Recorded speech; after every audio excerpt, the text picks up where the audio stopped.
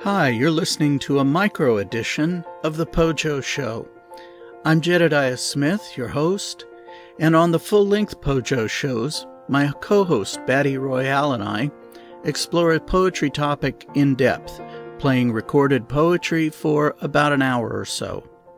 In these micro shows, I'll just be playing a few recordings of poets reading their work in short sessions of about 15 minutes. If you follow poetry, you've probably heard by now that Joy Harjo has been appointed to a third term as U.S. Poet Laureate. Harjo has also launched Living Nations, Living Words, saying, "As the first native U.S. Poet Laureate, I decided that my signature project should introduce the country to the many native poets who live in these lands. Our communities innately shared and share poetry from before the founding of the United States to the present. As a producer of online poetry shows, my way of contributing to a project will be to play poetry recordings from 4 American Indian poets on this episode: John Trudell, Linda Hogan, James Welch, and of course Harjo herself. I'll start the set with a poem entitled For Alva, Benson, and for Those Who Have Learned to Speak. This is from a cassette Harjo released in 1985 called Furious Light. For Alva Benson and for those who have learned to speak. And the ground spoke when she was born. Her mother heard it. In Navajo she answered as she squatted down against the earth to give birth.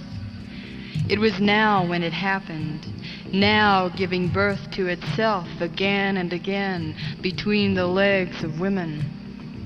Or maybe it was the Indian hospital in Gallup.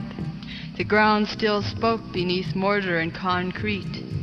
She strained against the middle stirrups, and they tied her hands down because she still spoke with them when they muffled her screams. But her body went on talking, and the child was born into their hands, and the child learned to speak both voices.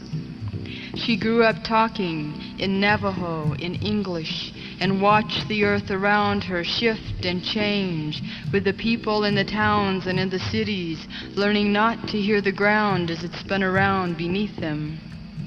She learned to speak for the ground, the voice coming through her like roots that have long hungered for water. Her own daughter was born, like she had been, in either place or all places, so she could leave, leap into the sound she had always heard, a voice like water, like the gods weaving against sundown in a scarlet light. The child now hears names in her sleep.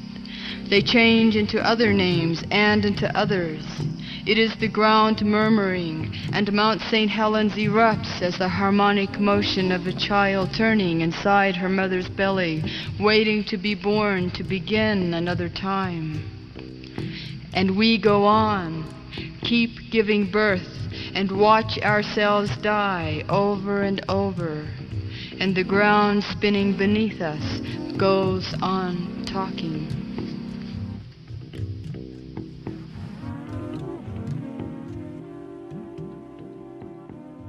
I'm going to read a poem by James Welch. He's of the Gros Ventre and Blackfeet people. He's a poet and a novelist, and he was one of the first poets that I encountered as a young native poet just starting out. His work has always been important to me. The Man from Washington. The end came easy for most of us, packed away in our crude beginnings, in some far corner of a flat world.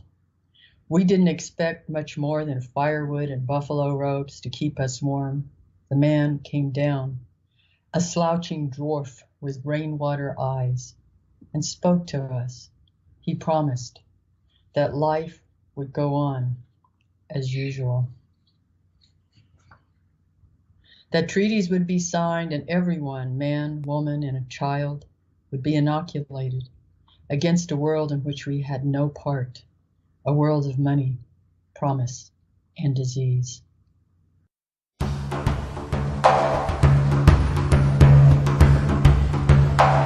the history of red. First, there was some other order of things, never spoken, but in dreams of darkest creation. Then there was black earth, lake, the face of light on water. Then the thick forest all around that light. And then the human clay whose blood we still carry rose up in us, who remember caves and red bison painted with their own blood after their kind. A wildness swam inside our mothers, desire through closed eyes, a new child wearing the red, wet mask of birth, delivered into this land already wounded, stolen and burned beyond reckoning.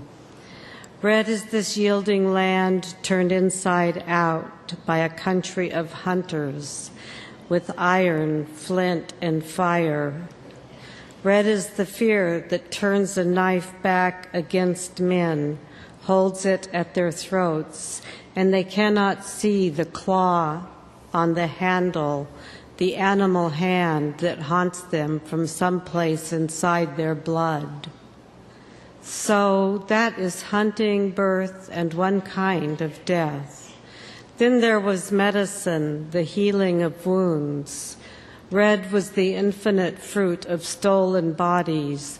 The doctors wanted to know what invented disease, how wounds healed themselves from inside, how life stands up in skin, if not by magic.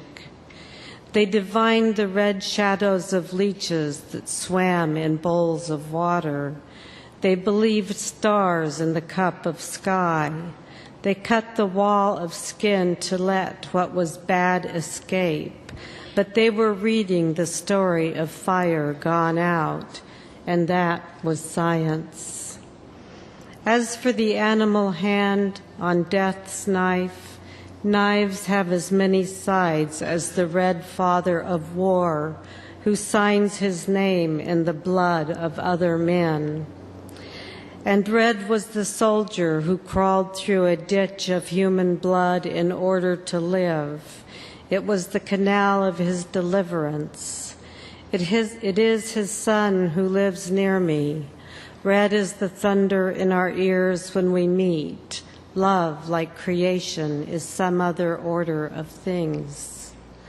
Red is the share of fire I have stolen from root, hoof, fallen fruit, and this was hunger.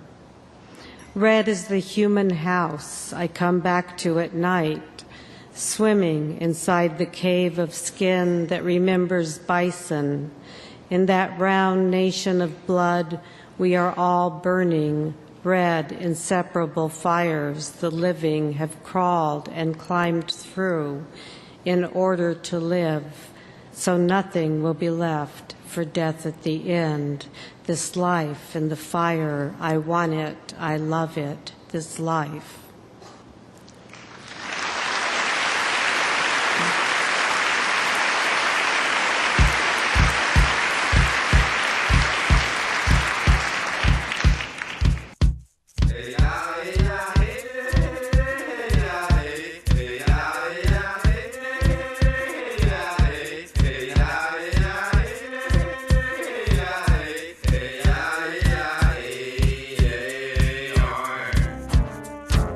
Rich man's war.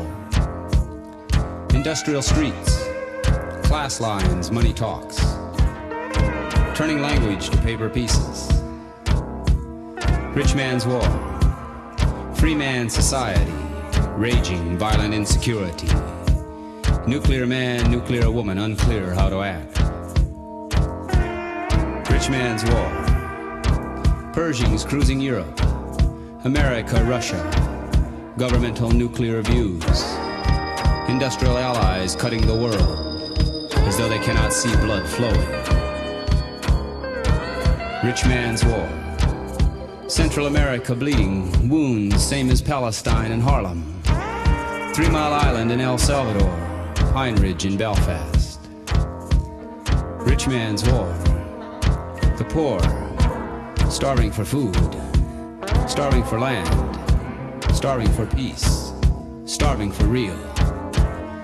Rich man's war, attacking human, attacking being, attacking earth, attacking tomorrow.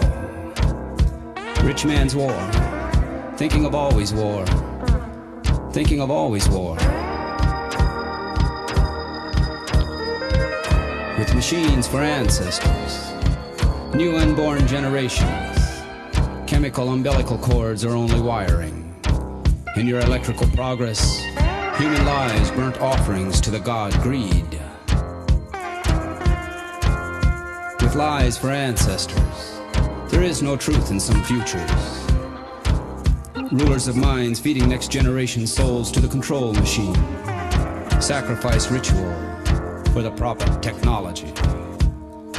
With isolation for ancestors, there's only the present, bought by the credit material uses. Forging chains binding you to destruction. Compliments of your deities, the industrial priest.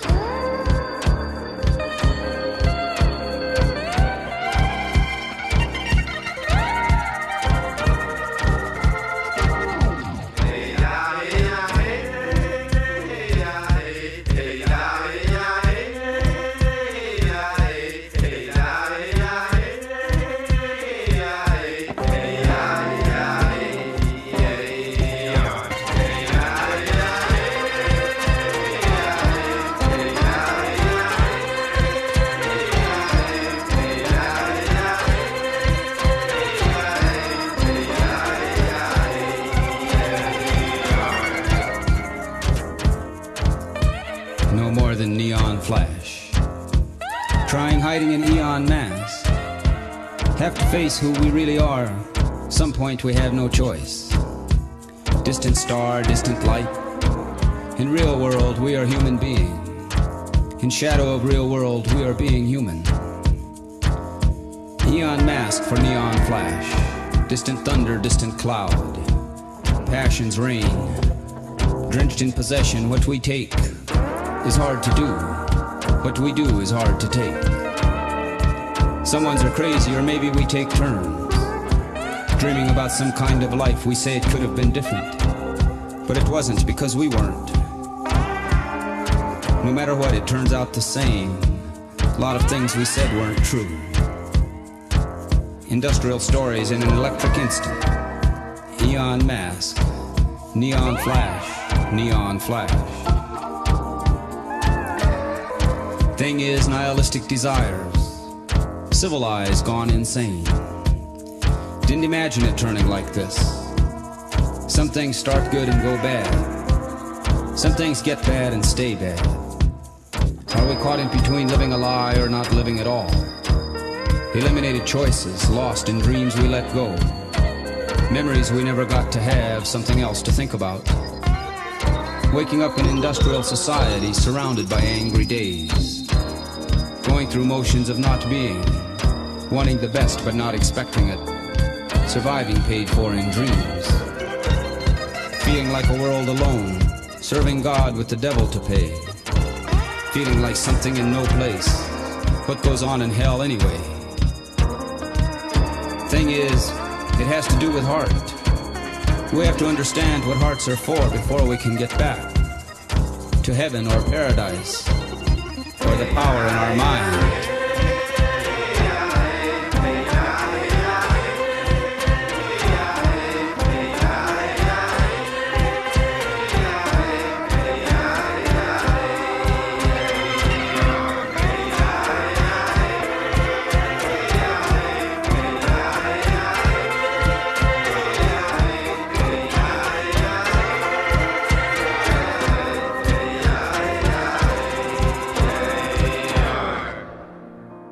And that was John Trudell reading his poem, Rich Man's War, with music provided by guitarist Jesse Ed Davis, from their 1992 release, a.k.a. Graffiti Man. Before that was Linda Hogan reading The History of Red at the 2006 Geraldine R. Dodge Poetry Festival.